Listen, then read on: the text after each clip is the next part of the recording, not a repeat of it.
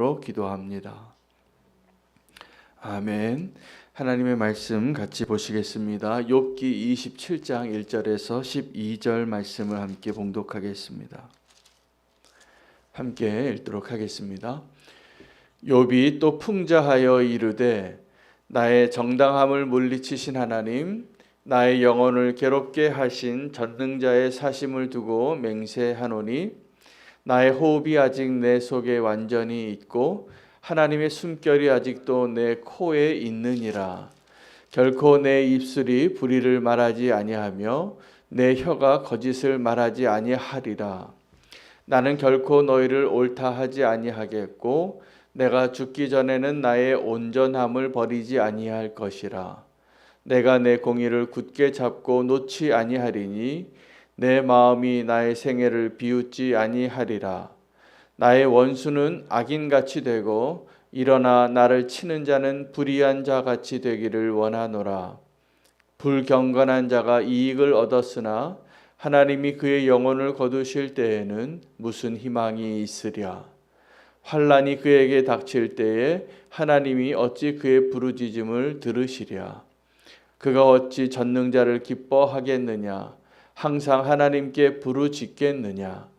하나님의 솜씨를 내가 너희에게 가르칠 것이요 전능자에게 있는 것을 내가 숨기지 아니하리라. 너희가 다 이것을 보았거늘 어찌하여 그토록 무익한 사람이 되었는고. 아멘. 하나님의 말씀입니다.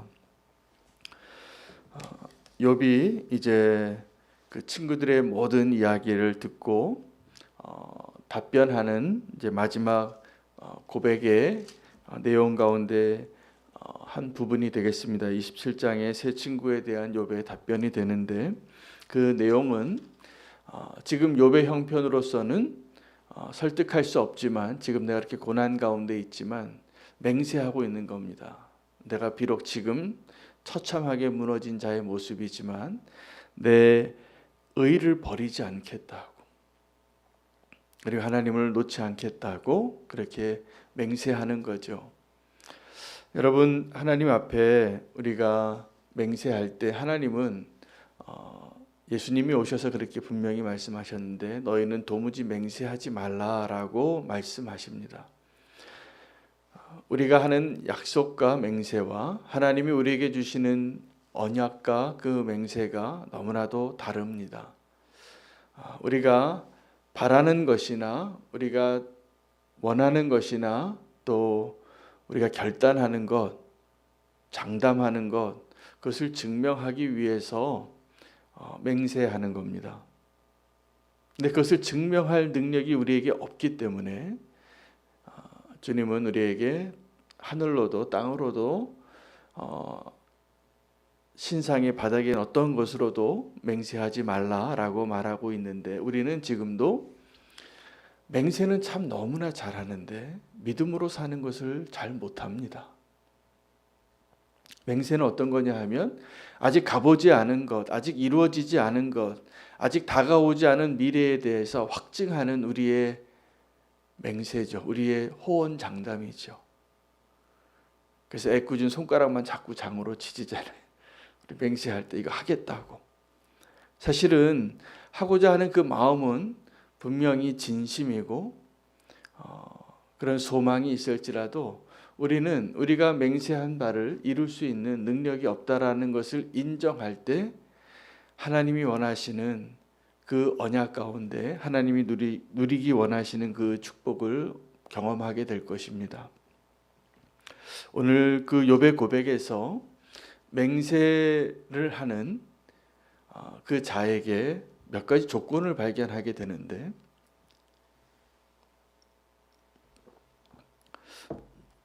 친구들에게 우리가 하나님 앞에서 맹세할 때 그 마음이 있는 것, 지금 욥은 아무것도 내세울 수 있을 만한 여건이 안 됩니다. 다 망해서 정말 아무것도 없고 이미 실패한 자의 그러한 모습에서 하나 붙잡고 있다면 하나님이 살아계시다면 나를 다시 회복시켜 주실 것이고 그리고 내가 나의 의로움을 결코 버리지 않겠다.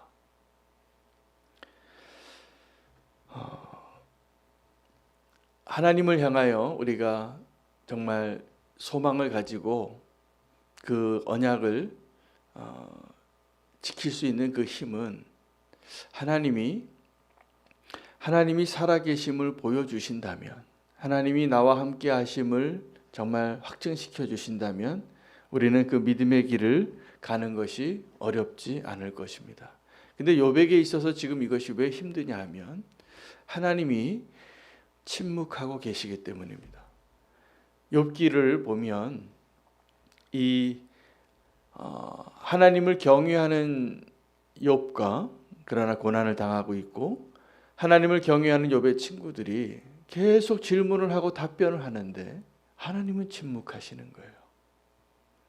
그러니까 욥은 지금 욥의 친구들과 지금 내 고난의 이유가 무엇인지 수많은 논쟁을 가지고 이야기하지만 그 논쟁 속에서 하나님은 왜 침묵하실까 합니다.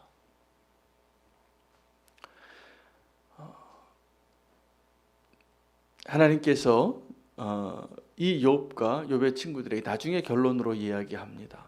우리가 욥의 그 욥기에 이 본문을 이 고난의 문제, 죄악의 문제, 보이지 않는 하나님, 침묵하시는 하나님 가운데 여전히 질문하고 답변하는 우리들끼리의 그 리그에서 하나님께서 말씀해 주시는 그 결론에 도달하게 될 때 우리는 인생이 이런 것이구나라는 것을 나중에 알게 되는데 여전히 우리는 지금도 모릅니다.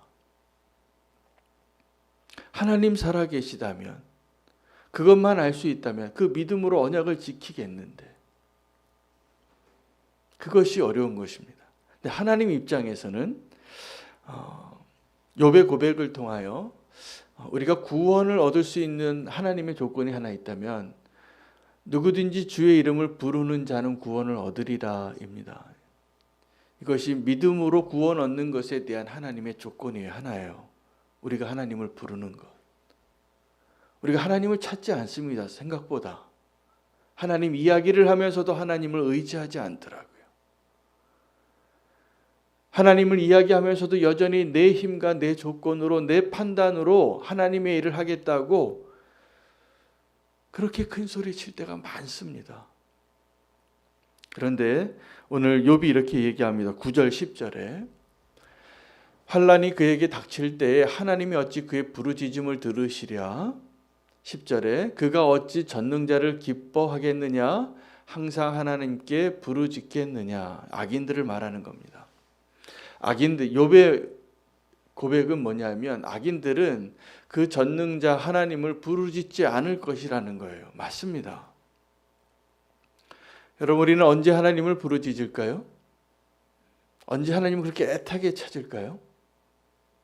우리가 부유하고 풍요롭고 안전하고 안락하게 살 때가 아니라 고난 가운데 있을 때입니다. 욥의 평생에 욥이 이전에도 하나님을 찾던 사람이었는데 이 절망 가운데 그 환난 가운데 하나님을 부르짖고 찾았던 것처럼 찾았겠냐는 말입니다. 근데 악인들은 그렇지 않습니다. 악인들은 이미 하나님 없어도 잘 살 것 같고 하나님이 그들을 내어버려 두시는 그 잠깐 동안에 하나님의 은혜를 오해하고 하나님 없다 합니다. 하나님 없어도 좋다고 합니다. 이 세상에 있는 것들로 이미 좋다고. 안타까운 것은 믿는 저와 여러분이 그거 부러워하는 거예요. 그래서 그거 부러워하다 우리 믿음이 흔들릴 때가 있어요. 마음이 잠깐 흔들려요. 내가 잘못 사는 것인가? 내가 이렇게 믿음으로 사는 게 바보 같은 짓인가? 여러분, 그렇지 않습니다.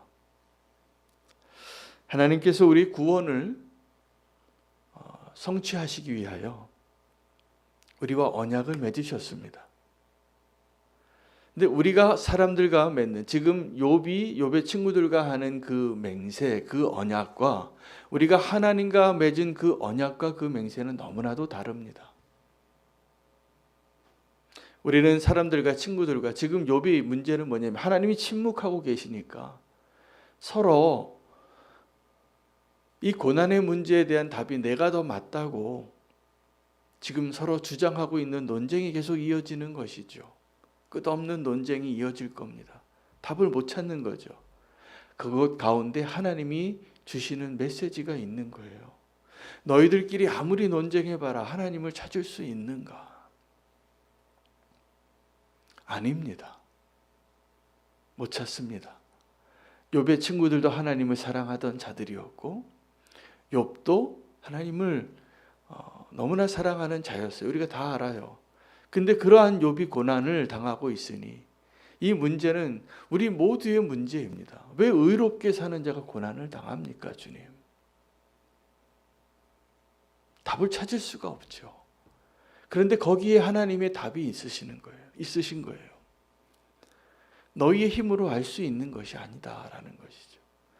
여러분, 결국 하나님이 우리의 삶을 인도하셔서 우리가 그 답을 찾고 믿음으로 사는 겁니다. 믿음으로 사는 것조차도 믿음 자체가 우리의 공로가 아닙니다. 하나님의 사람은 믿음으로 사는 것입니다. 근데 그 믿음이 또한 은혜예요. 그 믿음으로 구원을 받게 하신 것, 나의 힘과 나의 공로로 그 구원을 이루고 하나님 앞에 인정받을 인생이 없다라는 것을 욥이 말해주고 있는 거예요. 하나님의 침묵이 그것을 우리에게 말씀해주고 계시는 거예요. 그 길 가느라고 인생 허비하지 마시기를 축복합니다. 그 일이 맞다고. 욥의 친구들의 특징이 있어요. 자기가 도덕적으로 맞는 것을 바꾸지 않습니다. 엘리바스가. 이전에 과거에 있었던 일들이 진리라고 말하는 게 욥의 친구예요. 빌닷이에요. 다 그 친구들의 그렇게 주장하는 그러한 확증된 기초가 다 있어요. 다 틀린 말 하나도 없어요. 그러나 거기에 정말 하나님만이 결정하시고 하나님이 인도하시는 하나님만이 내리셔야 할 그 결정의 공간이 없으면 우리는 끊임없는 논쟁을 할 겁니다. 아주 작은 것 가지고도 답을 못 내려요. 그래서 주님의 일을 할 때 우리가 내 생각과 내 경험과 내 확증 가지고 이야기하면 끝나지 않더라고요. 나도 모르면서 그 얘기를 막 하고 그것을 바꾸지 않고 그것을 포기하지 않아요. 얼마나 강인한지 몰라요. 우리가 하나님의 길을 찾는 길은 하나님 인정하는 겁니다. 때로는 하나님께서 침묵하심으로 우리에게 그것을 말씀해 주시고 때로는 우리에게 그 고난을 통하여서 그것을 찾게 하시는 거예요. 그래서 그것이 은혜예요. 하나님과 아브라함의 언약이 놀라운 사건이더라고요. 이 성경 전체를 통해서. 왜 언약이 그러면 필요했을까? 우리를 구원하시기 위한 하나님께서 이 땅을 고치시고 바벨탑을 쌓아서 하나님께 올라가고자 하였던 그 교만한 인류를 심판하지 아니하시고 구원하시기 위한 하나님의 계획은 언약을 통하여 그들을 회복하는 거예요. 한 사람을 불러서 그 맺은 언약이 그 언약을 성취하시느라고 하나님께서 끊임없이 반역하고 끊임없이 바람피는 그 배우자를 계속 데려다 놓고 아내 삼고 백성 삼고 고치시고 그 언약을 지키시려고. 하나님의 언약이 놀랍습니다. 하나님과 아브라함이 맺은 언약은 하나님께서 그 언약을 이루기 위하여 요구하시는 것이 딱 하나 있는데 믿음입니다. 근데 그 믿음을 가르쳐 주기 위하여 오랜 세월이 지나더라고요. 저와 여러분에게도 동일합니다. 하나님께서 우리에게 약속하신 그 구원을 허락하시기 위하여 지금 우리의 믿음을 키워가시는데 많은 시간을 사용하시는구나. 제 인생을 봐도 그렇고 제가 성도님들을 봐도 그래요. 어제의 모습과 오늘이 다른데 아직도 멀었어요. 우리가 가야 할 그 믿음의 길이. 계속 믿음으로 가야 할 겁니다. 여러분, 그런데 악인들은 주님의 이름을 그렇게 부르지 않아요. 우리가 주의 이름을 부를 수 있는 건 축복입니다. 누구든지 주의 이름을 부르는 자는 구원을 얻으리라. 오늘 욥도 그 얘기를 하기 때문에 정확하게 이 문장이 누구든지 주의 이름을 부르는 자는 구원을 얻으리라 라는 이 성경 본문이 3번 등장합니다. 한 번 요엘서 2장에 나오고, 한 번은 사도행전 2장에 나오고, 또 한 번은 로마서 10장에 나옵니다. 누구든지 주의 이름을 부르는 자는 구원을 얻습니다. 근데 누구든지 주의 이름을 부른다는 것 자체가 하나님을 찾는 거거든요.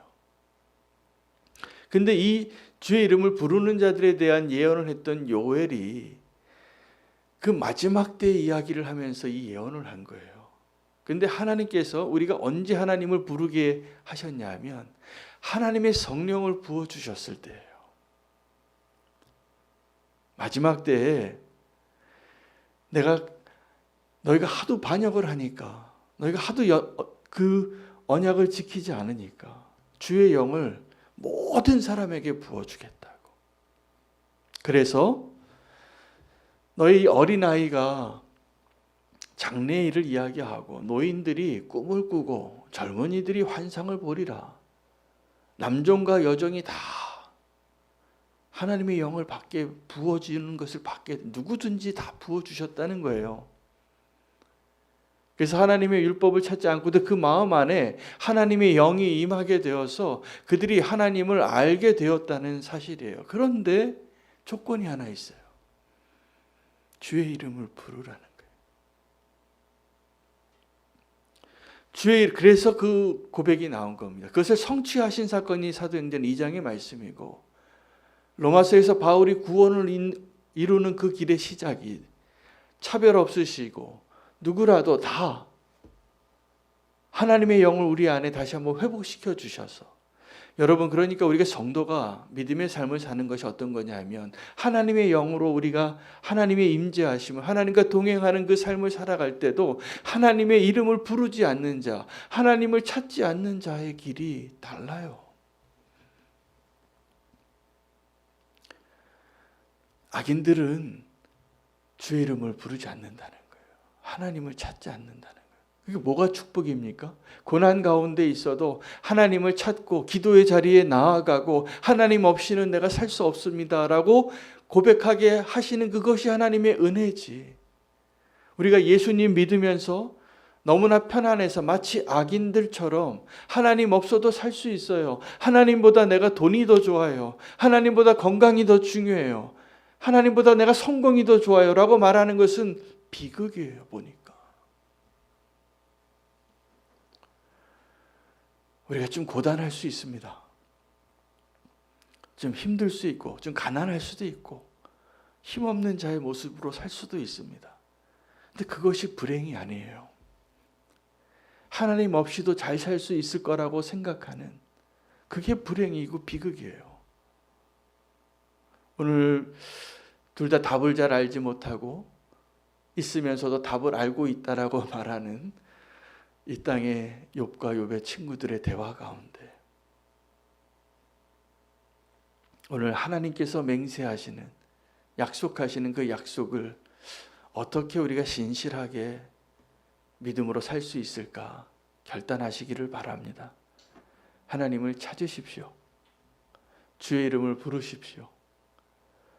그게 기도예요. 그 기도를 통해서 우리가 하나님 의지하고 사는 거예요. 언제 하나님을 의지할까를 결정하시기 바랍니다. 힘겨운 상황에 있을 때 하나님밖에 부를 게 없어서, 부르짖을 게 없어서, 이 친구들은 지금 고난 가운데 있는 욥에게 너 하나님, 네가 잘못했으니까 하나님 부르지도 말라. 근데 욥은 끝까지 하나님의 사심을 두고 내 생명을 두고 난 하나님을 결코 놓지 않고 하나님 부르겠다고.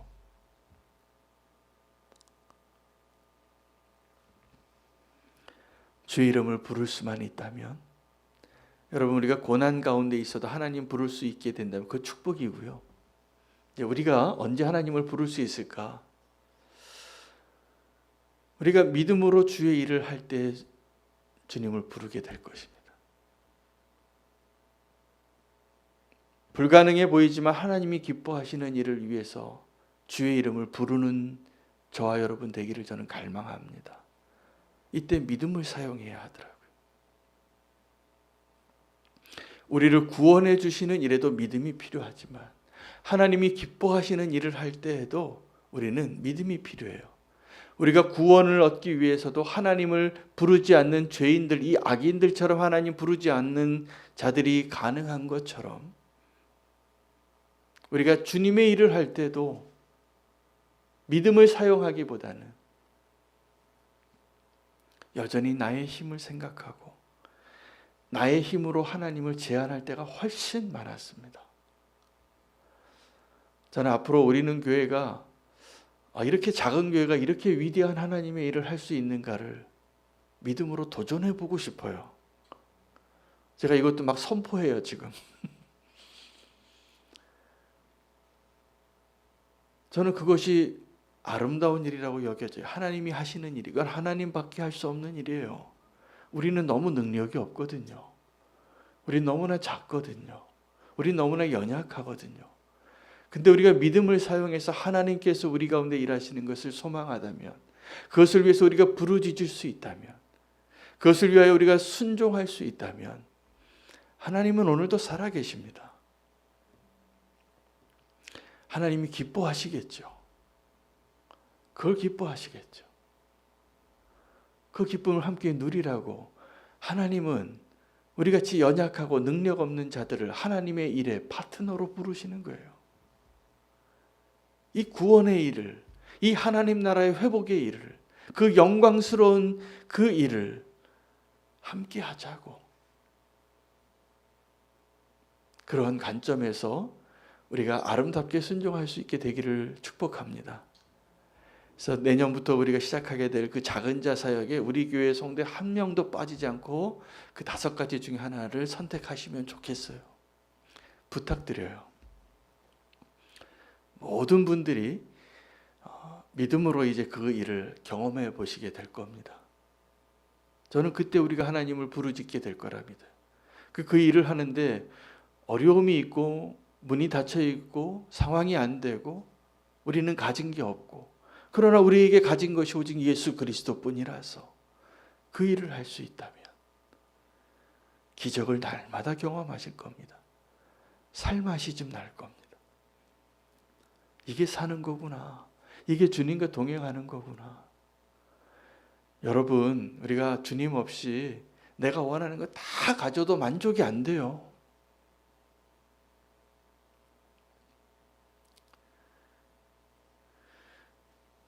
내가 원하는 거 갖고 있지 않아도 주님이 나와 함께 하신다는 거, 그거 하나만 있어도 세상을 다 얻은 거예요. 지금 우리가 이런 얘기를 하고 아멘 할 수 있다는 게 기적이잖아요. 우리가 뭐 있다고, 내가 뭘 했다고, 우리가 하나님의 일에 이렇게 어떻게 동참할 수 있습니까? 하나님께서 우리를 믿음의 사람으로 그 언약 가운데 하나님의 아름다운 파트너로, 우리가 고난 가운데 있든지 또 믿음의 여정 가운데 어떤 일을 우리가 소망하든지 주님께서 기뻐하시는 그 길 가운데 함께 하시기를 축복합니다. 함께 그 길을 갔으면 좋겠습니다. 소망으로, 믿음으로 주님이 인도하시는 대로 우리가 주님이 인도하시는 데까지, 저는 그것이 교회가, 성도가 갈 수 있는 아름다운 여정이라고 믿습니다. 끝까지 우리가 믿음을 사용할 수 있는 자가 되기를 소망합니다. 함께 기도하겠습니다. 맹세의 조건, 하나님이 살아계시다면, 또 주의 이름을 부를 수만 있다면, 오늘 욥의 고백을 통하여서 우리에게 말씀해 주신 이 2가지 조건, 우리가 믿음으로 취하고 나아가기를 원합니다. 함께 기도할 때에 오늘 태연이를 위해서 좀 기도하겠습니다. 우리 박지영 집사님 둘째 아들인데 오늘 면접 보러 대구에 간답니다. 좋은 결과 하나님께서 주시도록 함께 기도하고, 우리 태연이의 인생을 하나님께서 신실하게 축복하시고 인도할 수 있도록 우리가 오늘 축복하는 기도를 좀 하기를 원합니다. 오늘 박강재 집사님 수술, 너무나 어려운 수술을 그 긴 시간 잘 마치게 해주신 것 감사하고, 우리가 꼭 기도해야 할 때가 있습니다.